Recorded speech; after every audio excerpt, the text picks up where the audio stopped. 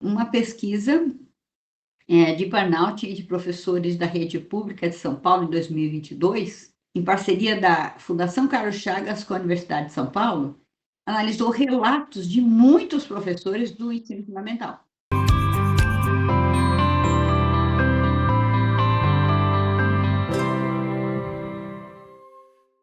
Relataram insônia, crise de ansiedade e sintomas depressivos.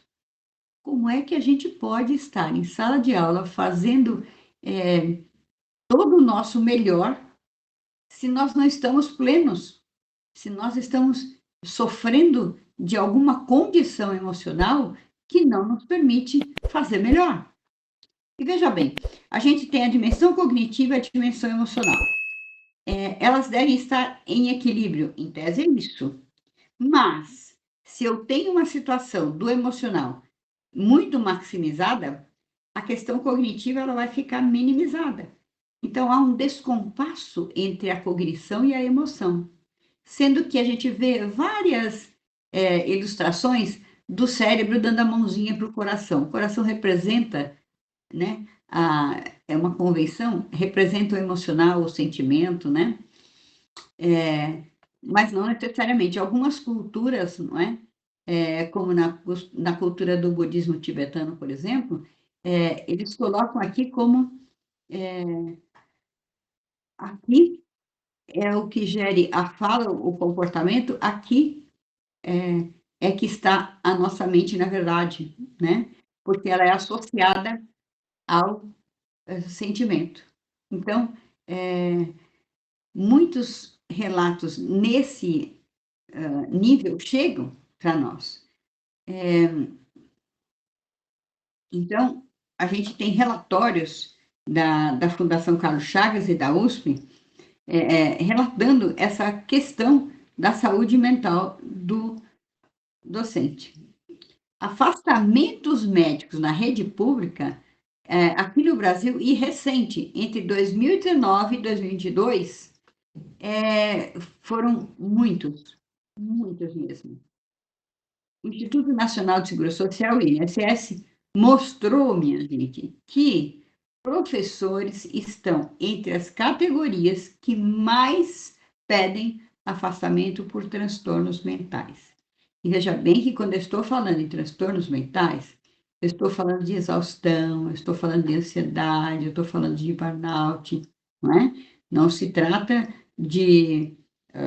a gente está falando de desequilíbrio, pessoas desequilibradas, não é isso? Eu estou falando de situações que nos desgastam efetivamente. Lembra que no vídeo anterior eu falei que, por exemplo, um distúrbio como a dislexia, ele pode ser causado por estresse extremo? Eu tenho uma colega, professora da universidade, que, por uma circunstância X, quando aconteceu a demissão dela, aquilo foi feito de uma maneira tão brusca e desumana que ela adquiriu, eu não me recordo o nome da patologia, mas ela perdeu o movimento das pernas. Ela ficou completamente afetada por um estresse num nível assim hard. Ela estava na chácara que ela tinha da família, né? Ela foi se abaixar para mexer numa gaveta e, de repente, ela não tinha mais o controle sobre as pernas.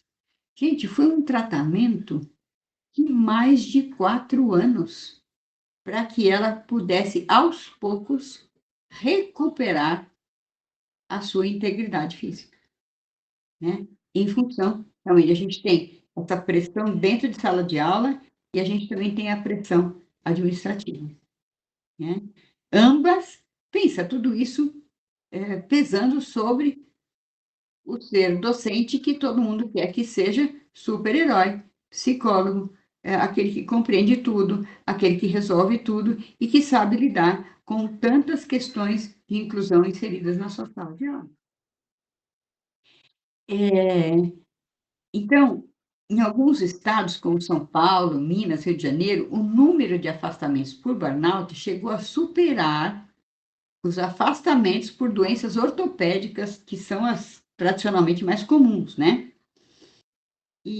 isso aparece até na estatística do Ministério da Economia, a partir de 2021, né? Isso não é pouca coisa. Então, cada escola municipal do Rio de Janeiro, levantamento feito em 2021, aqui vai um exemplo. Numa escola da Zona Norte do Rio de Janeiro, 3 professoras pediram licença quase que simultaneamente por questões de saúde mental, por questões de desgaste, por questões de exaustão, né? Porque a gente não é de elástico, sabe? Não tem essa coisa. Nós temos um limite, né? E todos esses profissionais relataram a mesma situação. Bora lá para esse exemplo, gente. 7 laudos, mais ou menos cada um, turma de 35 alunos com em torno de 7 a 8 laudos, com TEA, TDAH, dislexia, deficiência intelectual, sem profissionais de apoio. O resultado foi o quê? Uma sobrecarga total, sensação de impotência e logo vem o adoecimento. E não é isso que a gente quer, né? Essa fonte eu retirei do jornal Globo de 2022, na série Professores à Beira do Colapso. Faz tempo que se vem falando disso. E eu não estou falando de algo abstrato, vocês concordam? São dados reais, né? Em 2022, por exemplo, uma outra professora de uma cidade do interior de São Paulo, com 40 alunos em sala de aula, sem auxiliar, 5 laudos diferentes, precisou se afastar também por ter crise de pânico antes de dar aula.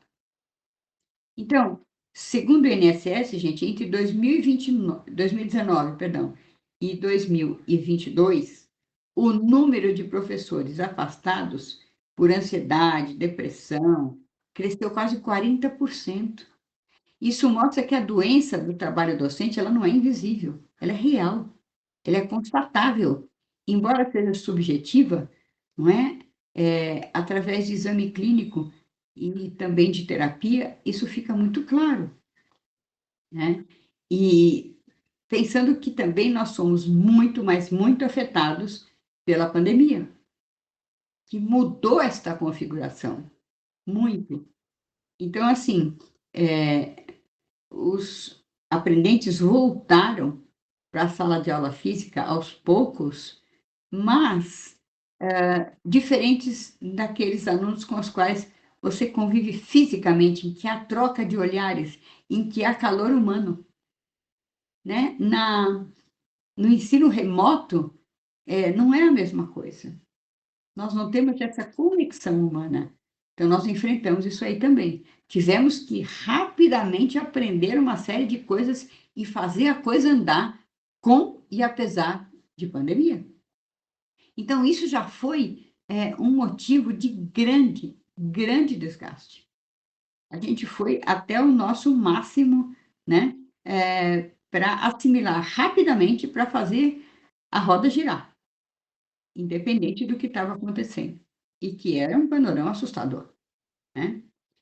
Então, a ODCE revelou que o Brasil é um país onde mais da metade dos professores relatam esse estresse diário. Não é episódio, gente. Não é episódico. É diário. Então, ou seja, não é só uma percepção, são dados concretos. Eu estou dando aqui para vocês estatísticas de órgãos extremamente confiáveis, né?